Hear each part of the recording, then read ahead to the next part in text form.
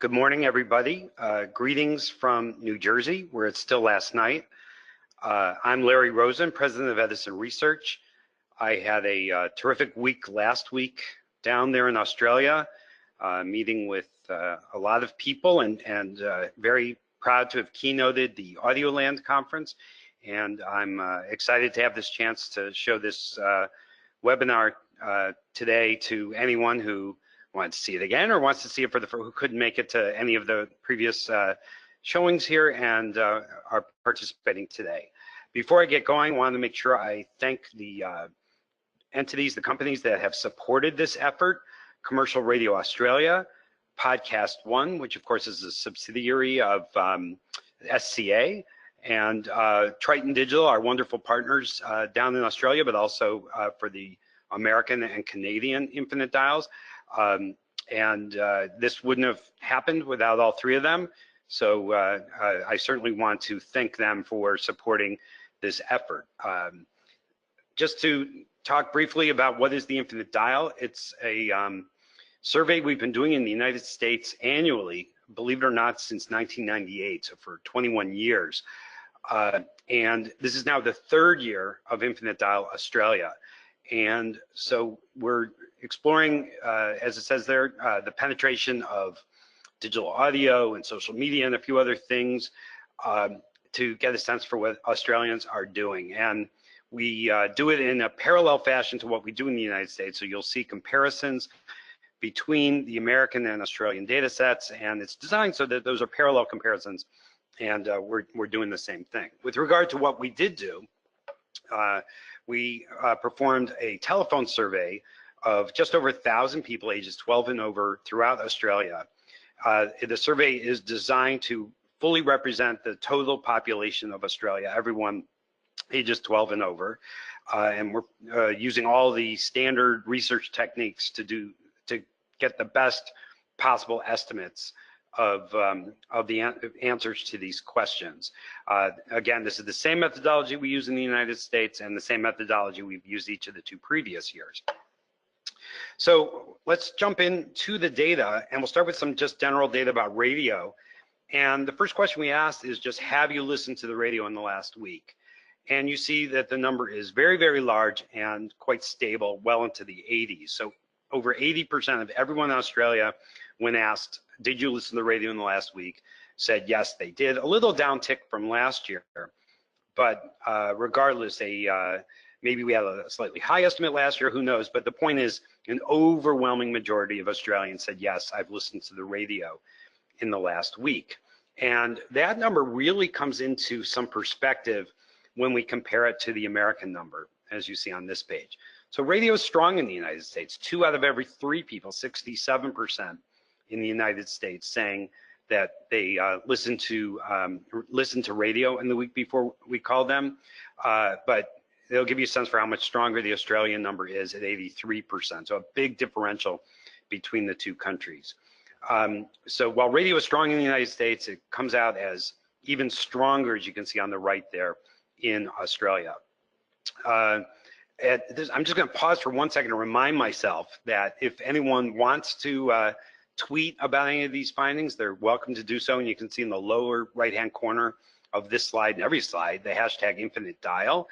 Also, if you have any questions during the presentation or after, you can put them in the chat box, or you can email a question or send it through Twitter.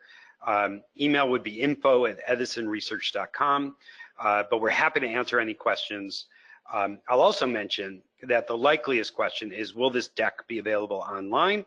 And the answer is yes. Immediately after this presentation, or very, very soon after this presentation, you'll be able to find it on our website. So yes, you can take pictures or print your screen, but this will be available to you from the Edison website, www.edisonresearch.com, as soon as this presentation is completed. So anyhow, Australian radio is stronger than American radio. American radio has struggled a bit over time with a lot of financial difficulties. So in America, in any market that's the equivalent size of any Australian markets, we will typically have way more poorly resourced radio stations compared to Australia's smaller number of well-resourced radio stations. A lot of American radio companies have faced financial difficulties recently, and as a result of that, instead of investing like a lot of Australian radio in new talent, new innovations, et cetera, they've had to spend their time and their money dealing with their financial difficulties.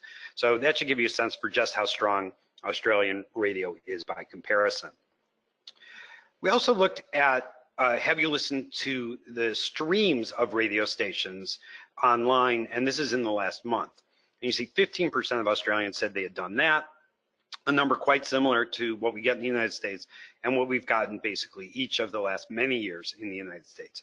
So some listening to radio online, but most of it, as you would guess, is coming from over-the-air signals.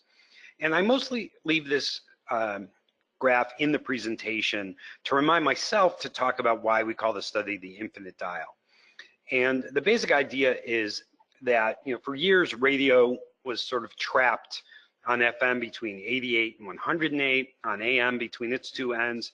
And basically, the radio was the sum total of what you could listen to, short of listening to your own music. But now, of course, I can listen to any Australian radio station I might want to from here in New Jersey. You guys can listen to stations in New York from down there in Australia. On top of that, you can listen to streamers like Spotify or Apple Music. You can listen to podcasts. Basically, the options are functionally infinite. And so that's what we mean by the infinite dial, is that we're now in a world where people can choose to listen to whatever they want to. And this is a study that's designed to help anyone who's interested in these topics to understand sort of how that infinite dial is developing. Another thing we looked at with regard to radio, and I thought this was good news for the Australian radio industry, is we asked people how many radios you have in your home. And to be clear, we asked about in your home, very specifically, not in your car or anywhere else, radios in your house. And we've asked it all 3 years, and you can see basically the numbers haven't moved. In particular, we got exactly the same estimate this year that we got last year. No increase in people on the left there in green saying they don't have a single radio in their house.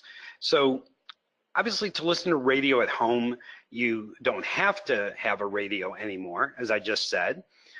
You can listen online, but it sure helps to listen to radio at home if you have a radio, a dedicated device. And so the fact that that number hasn't increased year on year is a sign that people want to keep their radios because they want to listen to their radios. And so again, that's a sign of radio's, I think, relative strength as compared to what we see in the United States.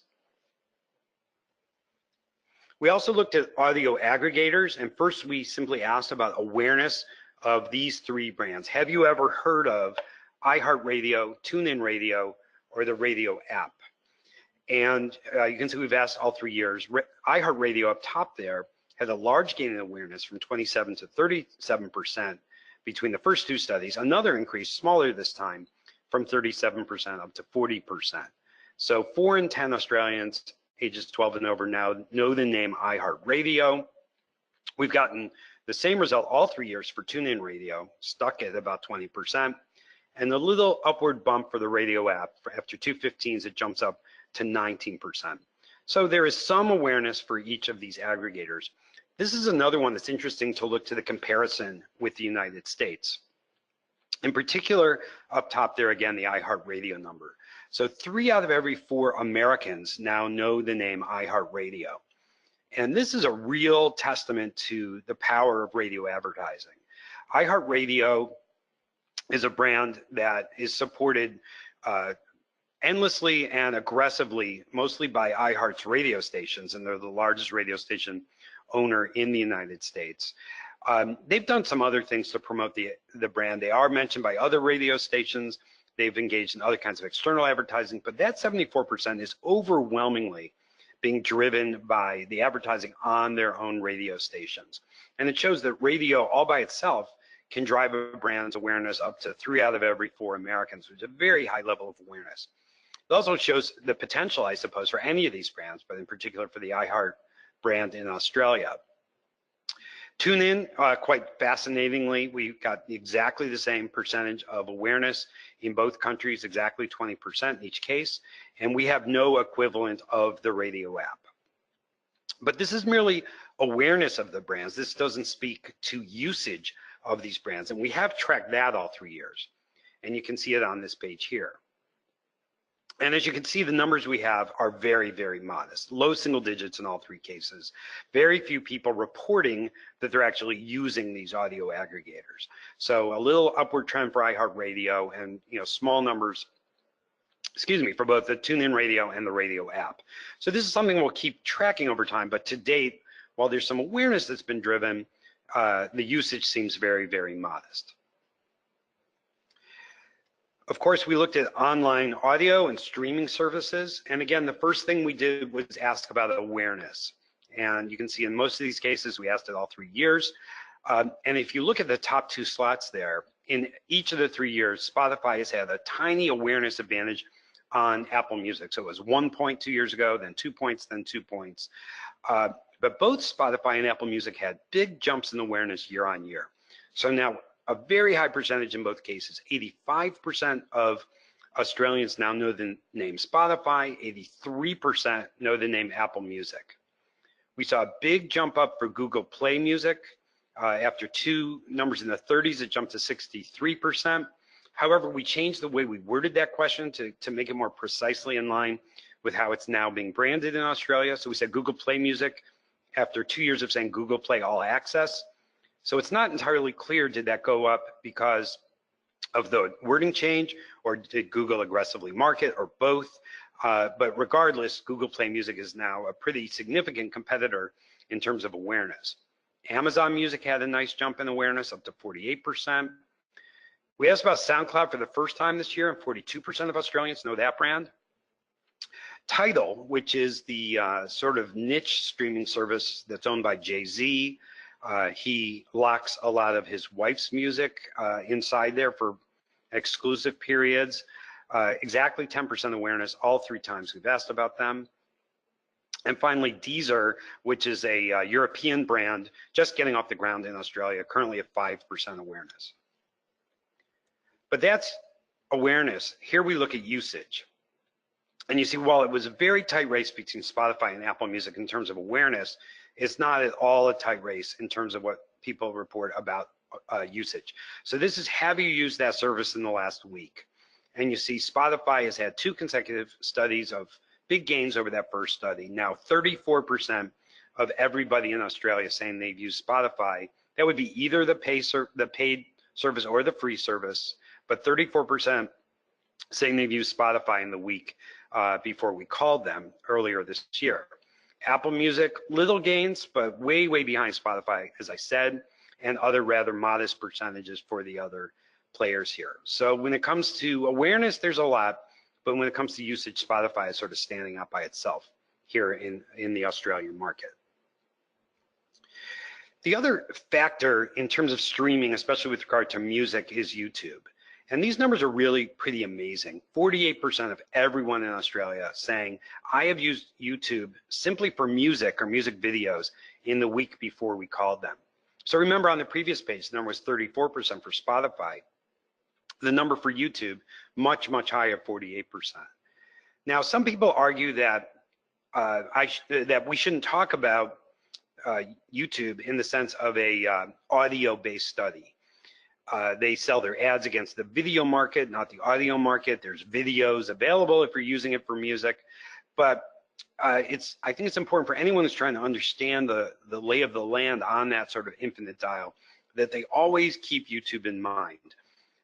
If nothing else, if someone is watching music videos or listening to music from YouTube, I can promise you they're not also at the same time listening to a radio station, or not also at the same time listening to Spotify or anything else. There's no second screen in the audio space. So if people are using YouTube as a functional audio system or audio service, even if it is technically more of a video service, that means they're not engaging in any other behaviors. So it's really kind of stunning what percentage of people say they've used YouTube in the week before we called them. So on top of having more people saying that they use online audio, we ask in each of the 3 studies for people to estimate how much time they've spent listening to online audio. And this is the average estimate over the 3 studies. And it's quite interesting. It's increased by almost exactly 1 hour each of the 3 years. So from 9 hours in 2017 to 10 hours in 2018, and now 11 hours on the estimate. This is an estimate of all time spent with any form of online audio. So it could be with the stream of a radio station, it could be a pure play streamer, whatever it might be in the last week. And so not only does Australia have more people saying they're saying they're streaming more. And this is probably not a surprise really to anybody. You know, everyone knows the power of the internet. Everyone knows, you know, especially for younger people, how much the phone is sort of the center of their universe. And so the fact that more people are engaging these functions, like I said, isn't a surprise, but it's quite an interesting finding as it is marched up by 1 hour on average each year. Of course, the car is a super important place for all audio consumption, and we asked a variety of questions about in-car media. So the first question was just, do you ever use these things in the car? And as you can see, the car environment is one where radio reigns overwhelmingly supreme. So 85% of everyone in Australia is saying they currently listen to the radio in their car, a tiny downtick from last year, but 50 points clear of the next highest number, which is the CD player, as you can see there, which takes a very significant downward tumble from each of the last 2 studies. We also see, if you go down to the 4th item there, owned digital music, that also took a strong decrease. And online audio streaming services increased dramatically. So the percentage of people who say they've ever streamed in their car went up a lot. And this is the first of many indications in our study that, well, obviously everything is competing with everything. In most ways, streaming seems to be competing with time that was spent with owned music of one form or the other, whether it's physical owned music like the CD player or digital files, you know, your iTunes or things of that nature. The replacement that audio streaming seems to be is largely to owned music. We also see a little uptick in people saying they ever listen to podcasts in their car, from 9 to 12%. And we have a whole section on podcasts coming up later in this presentation. We next asked, what's the one thing you do the most in your car? So here you can only choose one. And you see again, the overwhelming majority of Australians saying the thing they do most in their car is listen to the radio. You also see to the right, and sort of if you let your eye look at the combination of green and orange on the right, you see a dramatic switch from people saying owned music to online audio in their car. Maybe that's a bit of an exaggerated finding this year, but again, you're seeing the phenomenon that I'm talking about, that if online audio is growing, it's mostly coming at the expense of owned music and only maybe a tiny bit at the expense of the radio in the car, and we find that in other locations as well. Now, the other thing about the in-car environment is even as people have more options, those options only come online relatively slowly. In any given year, about 5% of the car stock will be retired, and about 5% will be driven new off the car lot and enter that world. And we kind of see that reflected in this graph. Here we asked about modern in-dash information and entertainment systems. Do you have one in your car among drivers? And you see it went up 4% from 7 to 11 between the first 2 studies, and another 5% from 11 to 16 in this study. And that reflects what I was talking about, the turnover of the car stock, that newer cars will have these modern in-dash information and entertainment systems that facilitate very easy usage of your phone and integration with your phone in the car. But you see how the uptake on that is relatively slow. Furthermore, I always remind people that just because someone has one of these modern systems in their car doesn't mean that they totally change their behavior. Most people continue to listen to the radio in some amount. So it makes listening to other things easier, but it doesn't mean that's all they start to do. Personally, I tend to be rather optimistic about the future of the relationship between radio and the car, people have a lifetime of habituation of listening to the radio in the car. It's incredibly simple. You know, the station that was on when you turn the car off pops up when you turn the car on. You have presets, which you used to have to reach over to the center console to change the station. Now, most cars have that built into the steering wheel, so you don't even have to go to hardly any effort to change the stations. So while the in-car environment is getting more competitive, and of course things will always change, I would say in general, radio, which looks very strong in the car, will continue to be very strong in the car for a very long time to come.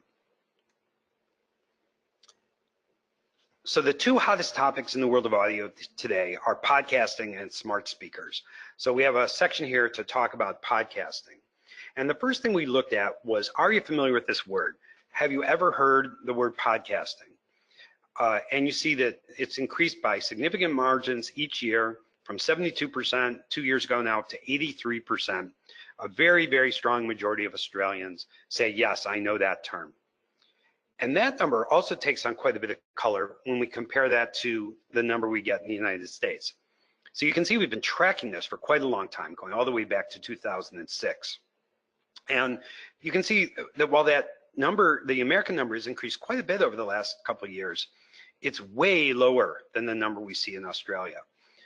So it was a big story that got up to 70% in the United States. You can see it took a big jump year on year. But still, that's 13 percentage points shy of the number we have in Australia. So Australians are significantly more likely to be familiar with the term podcasting. However, our findings with regard to usage are rather more modest. So we've tracked, have you ever listened to a podcast in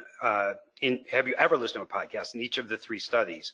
And we've basically gotten the same answer all three times, a tiny little uptick from the 229s up to 30% of Australians saying, yes, I've ever listened to a podcast.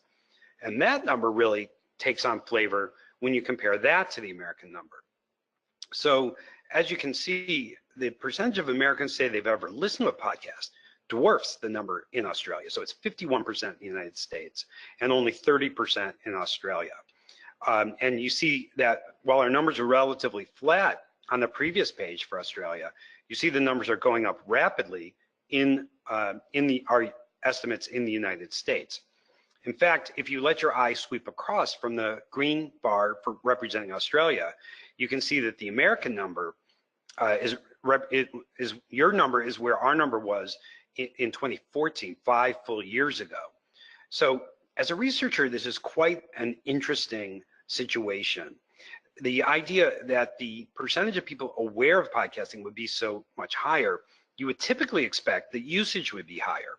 But here we have the opposite situation, much higher awareness, but much lower listening. Now, here I have to leave the research itself and kind of move into sort of the world of guessing and hypotheses. But from talking to a lot of people, here's my sense for why this somewhat unusual situation probably exists. First, with regard to awareness, it's my understanding that Australian, especially commercial radio stations, but radio stations have talked about podcasting much more than American commercial radio stations. American commercial radio stations, frankly, have been rather slow off the mark and have only recently talked about podcasting in any kind of really strong way. So it's possible that radio, again, I said it earlier, radio advertising works. So perhaps it's in part that you've pushed it forward with this kind of effort down there. With regard to why is the usage number so much lower, the theories I have heard is, one, a lot of that marketing of the idea of podcasting has been around catch-up radio. Did you miss the breakfast show this morning? Listen to highlight clips as a podcast, things of that nature. Our research in other areas have shown that catch-up radio has not typically been a terribly compelling message to get people to try podcasting. Related to that, if you go to the podcast charts on the iTunes store down in Australia, many of the shows that you'll see are American shows. And I theorize that as Australia develops its own podcasting culture in greater numbers, there's more shows about things that Australians are interested in, things that have your sensibility, your sense of humor, your and of course your accent, as more podcasts are made about more things that Australians care about, I theorize that those numbers may catch up a bit. The third theory that we've heard is that many more Australians, here in America, most people either have unlimited data plans on their phone or functionally unlimited data plans. They have so much data they wouldn't even know how to use it all if they tried. My understanding is most Australians are much more cautious about using their data. And so perhaps if they were in a situation where maybe they would listen to a podcast, they forgot to download one when they were in Wi-Fi, or don't have that availability, they don't want to stream it for fear of going over their caps and it turning into a real cost. And so perhaps that's holding back adoption of podcasting. But it's quite an interesting situation. It'll be really interesting to track over time. And I will mention the situation of higher awareness and lower usage has been the case all 3 years we've done the study. So while ever-listen is relatively flat, we are seeing a little bit of gain in terms of frequency of listening. So have you listened to a podcast in the last month has gone from 18 to 22% in Australia, so some gain there. And while that number also lags what we see in the United States, you can see in this case it's only 3 years behind our estimate from the United States, a little bit higher than 2016, instead of 5 years behind on the ever-listen. And then finally, have you listened in the last week? And you see that number stepped up again, so it's gone from 10 to 13 to 15%. And that would represent where we were in the United States just 2 years ago. So in terms of frequent listening, you're closer. You still lag the American numbers, but you're in a closer range to the American numbers. It's really in terms of ever trying them that the numbers really, really lag behind. So again, these will be very interesting to continue to track and see if the Australian numbers can start to make a move and catch up to the percentages we're now seeing in the United States. Now, if people do listen to podcasts, what we've found in the United States and Australia and Canada and elsewhere is people who do listen tend to listen a lot. So we asked anyone who said they listened to a podcast in the last week how many they've listened to, and on average it was 6. So people who do listen told us they listened to quite a number, 6 podcasts in the last week. And you can see in green on that pie chart that 9% of Australians said 11 or more. So there's a real core of people who sort of have fallen down the rabbit hole, if you will, of podcasting. And once they get into it, they get really into it. But again, this will be interesting to track. If more people start listening to podcasts more, will they also listen in similar numbers? That is what we've seen in the United States. So again, it'll be interesting to track in Australia. We have a little section here on social media, which I think is quite interesting. First, we just asked again about awareness. Oh, I'm sorry. First, we asked, do you use any social media platform? And the number ticked up again, so very, very high percentage. 83% of everyone in Australia is using social media. So an uptick of another point up to 83%. With regard to awareness of the different, we asked about these 7 social media brands. One is Facebook. 99% of Australians say they've heard of Facebook. It really makes you wonder who is that 1%. It'd be interesting to try to track those people down and ask them how it's possible that they haven't heard of Facebook. I also want to point out the second item there, Twitter at 96%. Twitter is known by virtually everyone in Australia, as is the case elsewhere. And I want you to keep that 96% in mind as I show a few other data points about Twitter in particular. So high levels of awareness for many of these 8 brands in the social media space that we asked about. But in terms of usage, there's some real stories. So we have 2 pages here. Here's the top 4 brands in terms of usage. So Facebook still is far and away the most used social media brand in Australia. Tiny downtick after 2 73s, 71% of Australians saying that they currently use Facebook. A drop that's not as dramatic as the drop we see in the United States, but a drop nonetheless. But if you're worried about your friends at Facebook, I wouldn't worry too much, because you see the next 2 items. Facebook owned Instagram with a nice increase from 39 to 44%, and Facebook owned WhatsApp, which some people argue isn't a social media platform, but regardless, a significant increase in usage of WhatsApp. So the Facebook company, which owns all 3 of those, owns the 3 biggest used or most used social media brands in Australia. And then on page 2 in particular, I want to point you to the number second from the bottom, Twitter. So, and it's so fascinating because I pointed out a minute ago that Twitter has near universal awareness. And of course, the news always talks about Twitter and tweets by celebrities and politicians, et cetera. And the people who work in the media, many of whom, that would be the case for most people attending a webinar like this, people who work in the media tend to use Twitter in big numbers. But the average person in Australia or America is not using Twitter. Only 14%, a tiny little year-over-year gain. I think it's a really important message for marketers, people involved in promotion, people involved in programming. Everyone talks about Twitter, but very, very few people use it. And so at least as a caution, when you hear that something's blowing up on Twitter or a big deal on Twitter, that kind of is a rarefied sort of big deal. And you should always judge it against, how many people are actually involved in Twitter itself.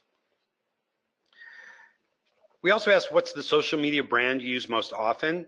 And you can see over the course of the 3 studies, in blue there, the percentage of people saying Facebook has dropped pretty dramatically. Still, a majority of Australians who use social media say Facebook is what they use the most.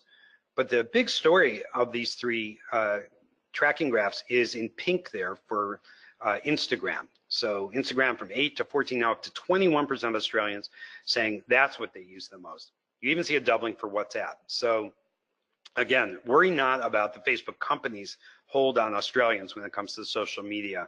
It's pretty dominant. It's just shifting within the brands that Facebook owns. Finally, we have a little section on devices and technologies. First, the smartphone. And we are now up to 89% is our estimate of Australians owning a smartphone. You can see 5 percentage points higher than what we see in the United States. And you're basically at the point down in Australia where everybody who can afford a smartphone basically has one. If you look at the people who don't have them, it's largely poor people or very old people. So this number, it'll continue to float up a little bit as the oldest Australians leave the survey frame, if you will, and people, the greater numbers of people who already have them remain in there. But it's basically to the point where everyone who can afford one has one in Australia. It's completely adopted at this point. And of course, it's been such a powerful driver of behavioral change in Australia, in America, and basically in every country on the globe. And then I said earlier, podcasting was one of 2 hot topics in the world of audio. The other hot topic is smart speakers. So here we asked about are you aware of any of the brands of smart speakers? So by smart speakers, we mean Google Home, Amazon Alexa, Apple HomePod.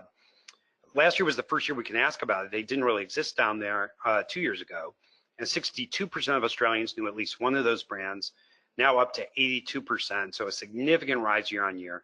82% of Australians say they know at least one smart speaker brand. And here we have on the left our current estimate of smart speaker ownership in Australia. So very rapid increase from 5%, nearly tripling, just a little bit less, up to 13%. So, rapid adoption, but it's still to date a bit of a niche product. So 13% of Australians saying that they own at least one of the smart speaker brands. That number is 10 points shy of our American estimate of 23%. Now, this is almost surely a function of nothing more than the fact that they've been on the market in the United States longer than they've been on the market in Australia. You can see we have 3 years of data in the States. By comparison, it's only 2 years of data here. And you can see the estimate for Australia is like between 1 and 1.5 years behind the American thing. So I actually think this is likely, given the other data we've seen about adoption of devices and things of that nature in Australia, I'll be surprised if this number doesn't catch up to what we see in the United States. Now, if you're involved in radio and participating in this webinar, a lot of radio people are extremely exuberant about what the smart speaker means for the radio industry. They say, oh, it's putting another radio in any room of the house that it goes into. And that's kind of true and kind of a bit exaggerated, and I like to point that out. Yes, this is a device that can connect to the stream of your radio station, but we've done a lot of research on smart speakers, and very few people's first instinct is going to be to listen to a radio, any radio station, let alone your radio station, upon pulling these things out of the box.